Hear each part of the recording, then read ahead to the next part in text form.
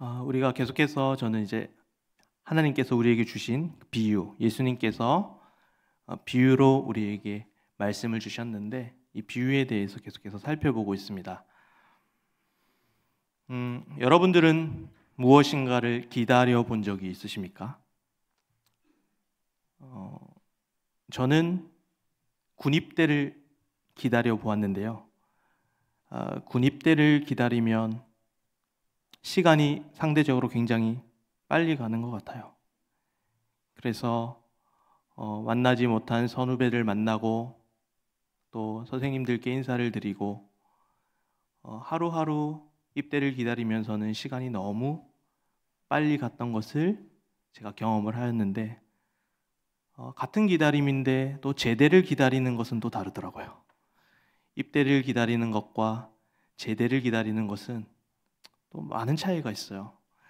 군대 안에서 달력에 X 표시를 하고 제대해서 먹을 것을 리스트를 적어가면서 제대를 기다렸지만 또 제대 날짜는 그렇게 오지 않더라고요. 같은 기다림이지만 상황에 따라서 기다림의 태도가, 기다림의 의미가 달라지는 것을 우리는 알게 됩니다. 이 말씀은, 이 본문은 사실은 종말, 마지막 때에 예수님께서 다시 오심에 대한 말씀인데요.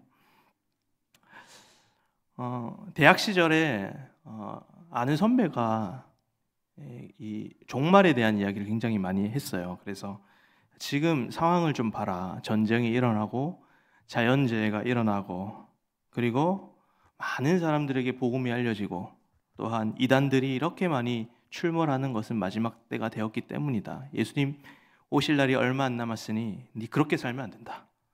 어떻게든 적극적으로 지금 삶을 좀 벗어나서 본인이 할 수 있는 것을 좀 찾아봐라 라고 얘기를 해줬던, 충고해줬던 선배들이 있는데 지금 생각하면 예수님이 오심으로 종말은 이미 시작이 되었거든요. 그래서 너무 지나치게 적극적으로 이 종말에 대해서 얘기한 것은 아닌가라고 하는 고민이 들면서도 또 내가 너무 아무것도 안 하고 있나라고 하는 죄책감을 가졌던 적이 있습니다. 여러분들은 예수님의 다시 오심을 어떻게 기다리고 어떻게 준비하고 계십니까? 오늘 말씀이 그 기다림에 대한, 예수님의 재림에 대한, 기다림에 대한 모든 것을 설명해 주진 않지만 아주 중요한 한 가지의 그 기다리는 그 방법에 대해서 말씀이 하는 이야기를 잘 들어주시고 반응하셨으면 좋겠습니다.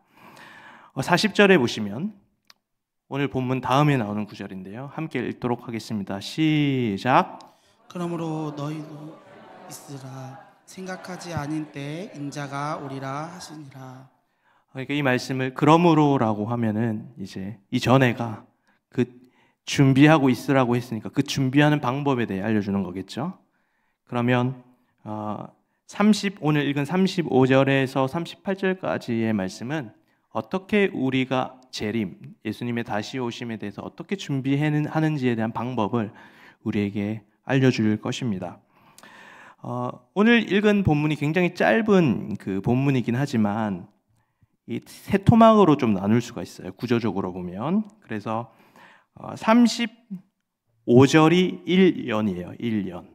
그리고 36절이 2년이에요. 그리고 나머지 37절과 38절이 3년이에요. 그래서 이 세 가지 토막을 우리가 살펴보면서 그러면 어떻게 우리가 예수님의 재림을 준비해야 하는가에 대한 이야기를 함께 나누고자 합니다.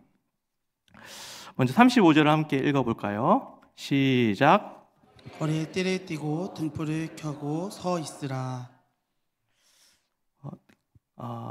이 35절에 보면 이게 1년인데요. 우리가 먼저 예수님을 어떻게 기다려야 하는가?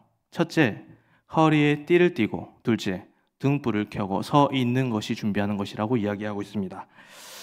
당시 중동 사람들은요, 옷을 이렇게 길게 늘어뜨리고 풀어 헤치고 입었다고 합니다. 왜냐하면 그때 날씨가 너무 더웠기 때문에 헐거운 옷차림으로 삶을 생활해야지 버틸 수 있었다고 합니다. 그러나 이 사람들이 여행을 떠나거나 또는 일을 처리할 때는 이 허리에다가 띠를 딱 띠고 평소와 다른 차림새로 준비해야 했다고 합니다.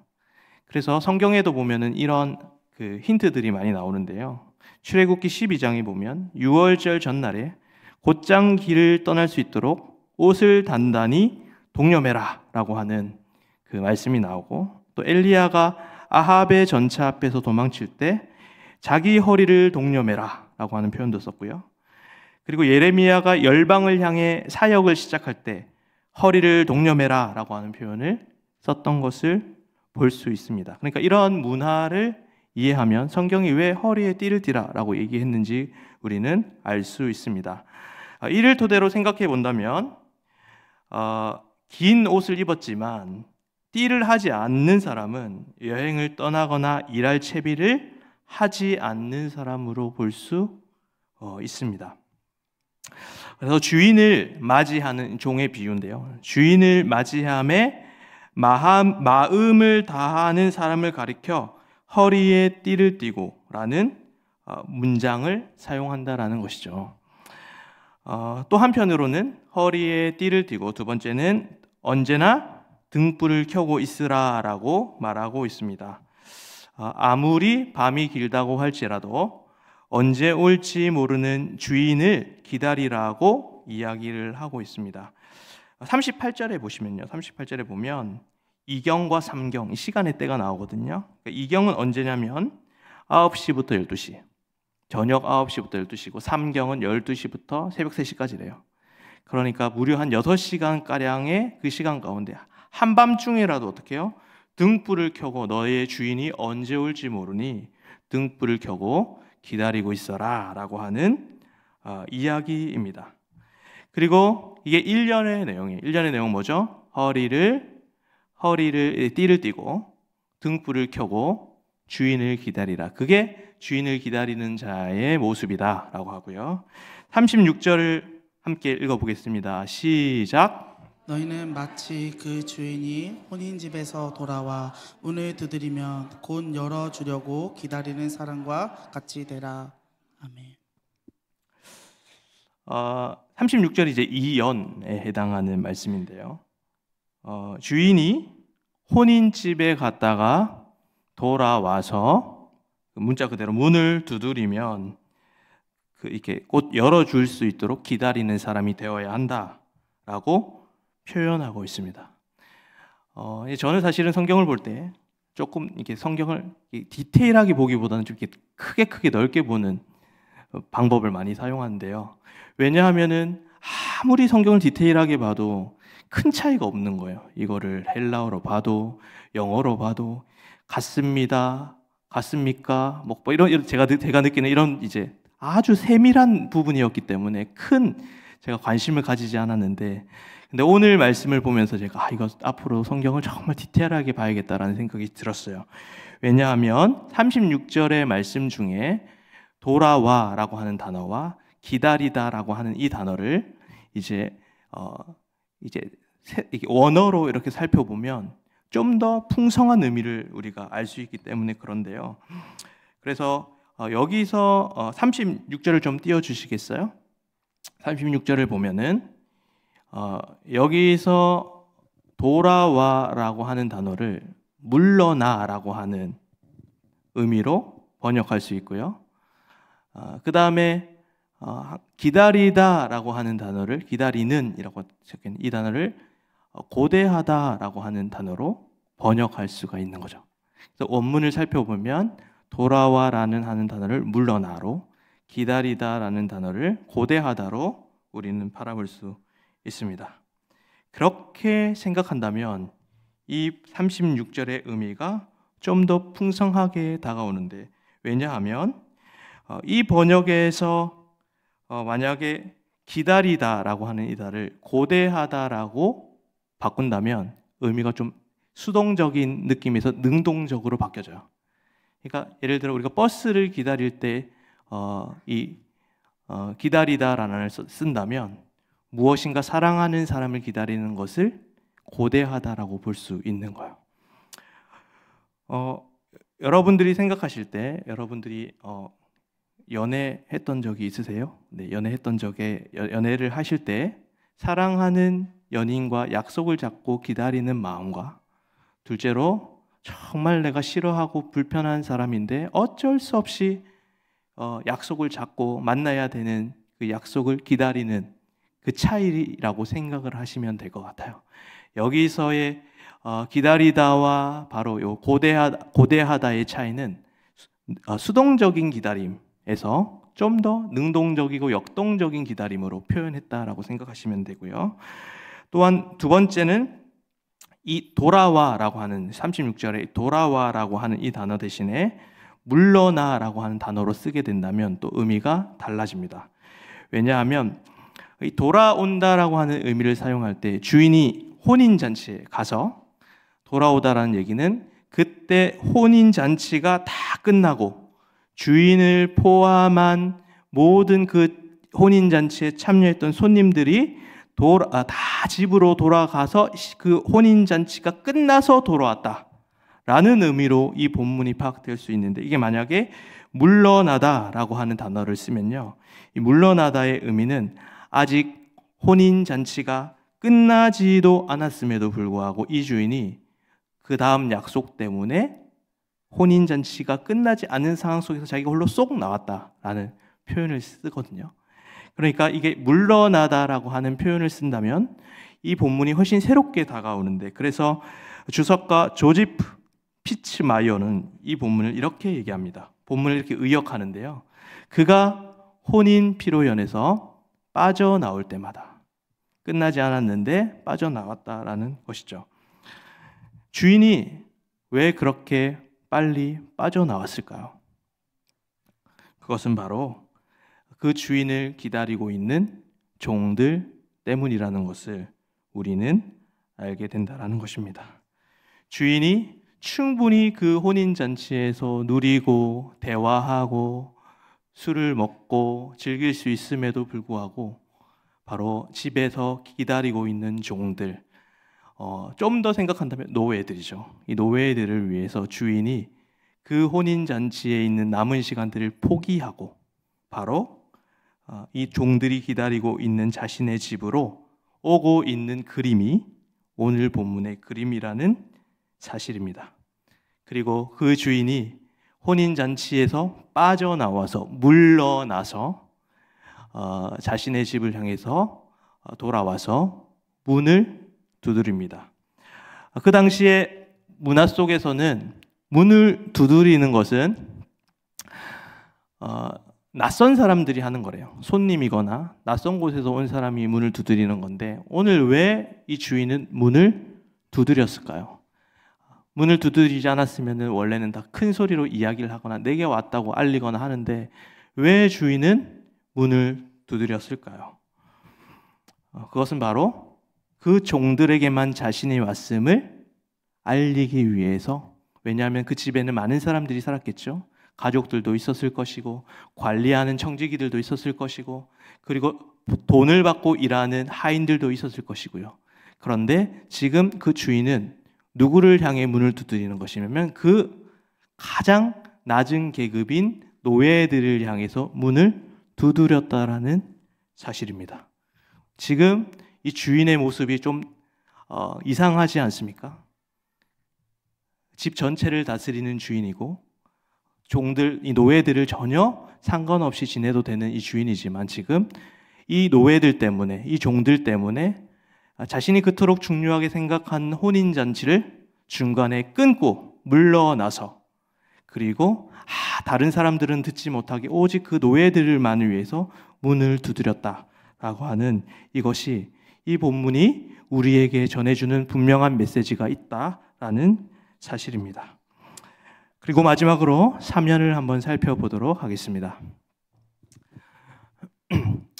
12장 37절에서 38절까지인데요. 우리 함께 한 목소리로 읽도록 하겠습니다. 시작. 주인이 와서 깨어 있는 것을 보며 그 종들은 복이 있으리로다. 내가 진실로 너희에게 이르노니 주인이 띠를 띠고 그 종들을 자리에 앉히고 나와 수종들리라. 주인이 곧 이경에나 곧 상경에 이르러서도 종들이 그같이 하고 있는 것을 보며 그 종들은 복이 있으리로다. 아멘. 그래서 이제 주인이 그 집으로 들어왔습니다. 그래서 그 주인이 와서 깨어있는 종들을 바라보면서 너희들은 복이 있으리로다 라고 표현하는데, 이것도 마찬가지입니다. 한국어로 보면은 이게 뭔가 너네가 깨어 있었기 때문에, 너희가 띠를 띠고 등불을 켜고 있어서 깨어 있었기 때문에 너희가 복을 받는다 라고 하는 표현일 것 같지만, 사실은 이거를 그리스어로 보면 마카리오스라고 하는 단어예요. 이거는 미래에 쓰여지는 단어가 아니라 바로 이미 주어진 상태를 얘기를 할 때 쓰는 단어예요. 현재형으로 쓴. 그러니까 이미 그 노예들은 복을 받고 있는 상태인 거예요. 그러니까 이 종들이 무엇인가를 했기 때문에, 허리에 띠를 띠고 등불을 켜고 있어서 너에게 복을 준다라는 의미가 아니라 이미 주인은 그 사람은 복이 있는 존재다라고 표현하고 있는 것입니다. 그리고 이렇게 큰 복을 받은 자들은 지금 그 복으로 인해서 허리에 띠를 띠고 등불을 켜고 주인을 깊이 사랑하는 마음으로 주인을 기다리고 있습니다. 밤이 깊도록 종들은 그렇게 주인을 기다리고 있습니다. 억지로, 우리가 아까 얘기했던 수동적으로 기다리는 것이 아니라 능동적으로 이 주인을 깊이 사랑하는 마음으로, 그 마음으로 주인을 능동적으로 기다리고 있습니다.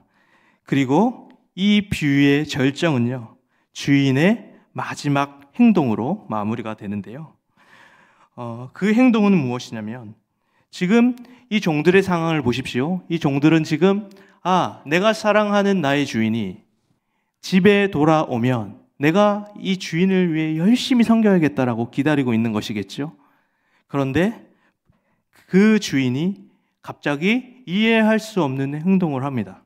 어떤 행동을 하냐면, 바로 자기가 혼인잔치에 갔다 왔던 그 옷을, 긴 옷을 허리에 띠를 띠고 조여맵니다. 이 말은 일하겠다라는 말이죠. 지금 본문에 보면은 당연히 주인이 돌아왔으니, 주인이 혼인잔치에서 돌아왔으니 옷을 벗고, 야, 목욕물 좀 떠와라 라고 하면서, 야, 먹을 것 좀 가져와라 명령을 해야 되는 주인이 지금 뭐예요? 긴 옷을 동여매고 자신이 일을 하겠다라고 이 준비를 하는 모습을 보게 되는 것입니다. 사실은 그 당시에 부자들이나 주인들은 이런 행동을 할 필요가 없었습니다. 낮은 종들이나 하인들이나 노예들이 허리에 띠를 매는 것이지, 주인들은 이렇게 허리에 띠를 띠는 경우들이 거의 없었다고 합니다. 간혹 이 주인이 허리에 띠를 띠는 경우가 있었는데, 그때는 자기가 초대한 귀한 손님이 왔을 때는 띠를 띄었다고 합니다. 그러나 그것마저도 하인을 시켜서 했지 본인이 스스로 하지는 않았습니다. 그러나 지금 이 주인이 갑자기 허리에 띠를 띠고 일을 하고자 하는 것을 보게 됩니다. 오늘 말씀 보시면 37절 38절에 보시면요, 주인이 그 종들을 자리에 앉혔다. 어떤 자리입니까? 식사의 자리에 앉혔다. 이 말은 내가 종들을, 노예들을 섬기겠다라고 하는 주인의 표현입니다. 여기서 말하는 앉혔다라고 하는, 앉았다라는, 앉혔다라는 단어는 우리가 생각하기에 그냥 정자세로 앉아있는 자세라고 생각하지만 그렇지 않습니다. 그 당시의 상황에서 보면 최후의 만찬 그 그림 아시죠? 그 보시면 원래는 이렇게 앉아있을 거라고 생각하지만, 사실은 그 전문가들의 이야기에 의하면 이렇게 앉지 않고 당시에는 이렇게 누웠다라고 합니다. 앉아있는 게 아니라 들어 누워 있는 것이죠. 지금 노예가 앉았다라고 하는 표현은, 노예는 어떻게 해요? 들어 누워 있습니다. 그리고 음식을 기다립니다. 서빙은 누가 하죠? 서빙은 주인이 합니다. 그 사이를 오가며 바삐 움직이며 서빙을 하는 주인의 모습이 상상이 되십니까? 지금도 이해가 되지 않는데 그때 시대적 상황에 근거한다면 훨씬 더 충격적인 이야기로 다가왔을 것입니다.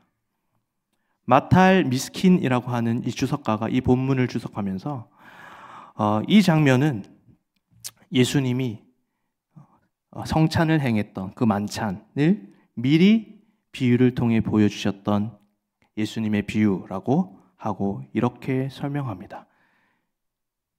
좀 길지만 우리 함께 읽어보도록 하겠습니다. 시작. 이 구절은 지극히 심오하다. 깨어있는 자는 주님과 실제로 만나는 영적 의식의 영역으로 들어가는 사람을 가르친다.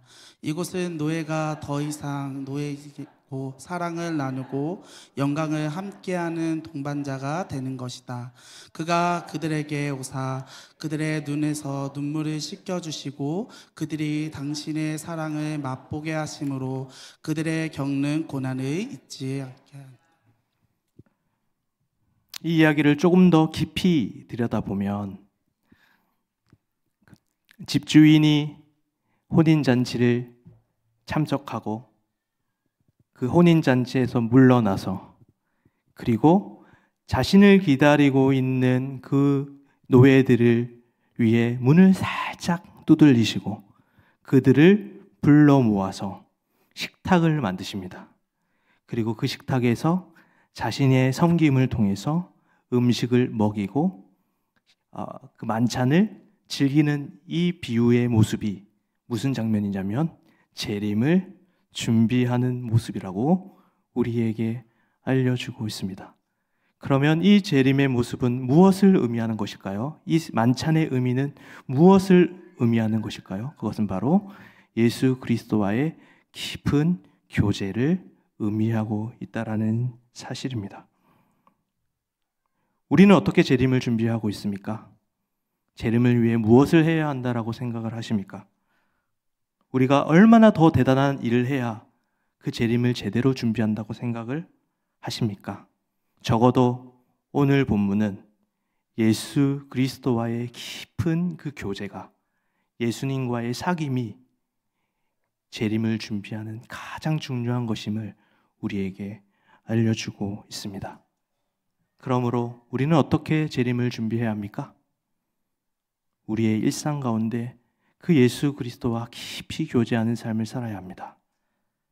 그리고 우리에게 주신, 우리를 불러주신, 우리가 섬기는 이 성남제일교회에서 그 누구보다 예수 그리스도와 깊이 교제해야 합니다. 그리고 우리가 서 있는 모든 곳에서, 직장에서, 가정에서 예수 그리스도와 깊이 교제해야 합니다. 그것이 재림을 준비하는 자의 태도임을 이 비유를 통해서 우리에게 알려주고 있습니다.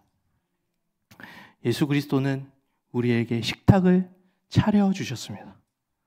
재림을 준비하는 것이 우리가 대단한 일을 하는 것이 아니라 그 식탁에 차리신 그 예수 그리스도가 차려놓으신 음식을 먹는 것이죠. 여러분, 식탁을 생각해 보십시오. 식탁을 보면 나라는 한 존재를 위해서 수많은 존재들이 희생당했음을 알 수 있게 됩니다. 우리 인간 한 육신의 생명을 유지하기 위해서 식물이 죽고 동물이 희생당하고 수많은 것들이 죽어 있는 것이 희생당한 것이 우리 육신의 식탁입니다. 한편으로는 우리의 영혼의 생명을 유지하기 위해서는 영혼의 식탁이 필요합니다. 그 식탁에는 예수 그리스도의 살과 피, 예수 그리스도의 희생이 그곳에 있다라는 사실입니다. 예수님이 우리의 영혼을 살리기 위해 자신의 목숨을 희생하여 영혼의 식탁을 차려주신 것입니다. 그러므로 이 재림을 준비하며 우리가 할 수 있는 것은 내가 주님을 위해 대단한 것을 하는 것이 아니라 이미 그리스도가 우리를 위해 십자가에서 죽으시고 우리를 위해 차려놓으신 그 영혼의 식탁을 누리며 그분과 깊이 교제하는 그것이 어쩌면 우리가 재림을 준비하는 하나의 방법이 될 수 있다라고 이 본문은 이야기합니다. 물론 우리가 재림을 준비하는 방법에는 여러 가지 방법이 있을 것입니다. 그러나 오늘 본문이 우리에게 이야기하는 바는 그리스도와의 깊은 교제, 그것이 재림을 준비하는 방법이다라고 이야기하고 있습니다. 거창한 얘기는 아닐 수 있습니다. 그러나 재림을 준비하는 우리의 가장 중요한 태도는 예수 그리스도와의 사귐입니다. 그 예수 그리스도를 깊이 사랑하는 마음입니다. 우리 일상 속에서 엄청난 프로젝트를 준비하지 못할지라도 나에게 주어진 직장 속에서 그리고 하나님이 나에게 허락하신 이 성남제일교회에서 성남제일교회 사역을 통해 성남제일교회 예배를 통해 그리고 우리의 주어진 모든 직장과 가정을 통해 그리스도와 깊이 교제하며 그분이 차려놓으신 식탁에 참여하고 그분을 누리는 것, 그분과 교제하는 그것이 우리에게 재림을 준비하는 방법이라고 오늘 말씀을 이야기하고 있습니다. 함께 그렇게 주님 오실 날을 기다리며 준비하며 살아가시는 우리 성도님들 되기를 소망합니다. 함께 찬양하시겠습니다.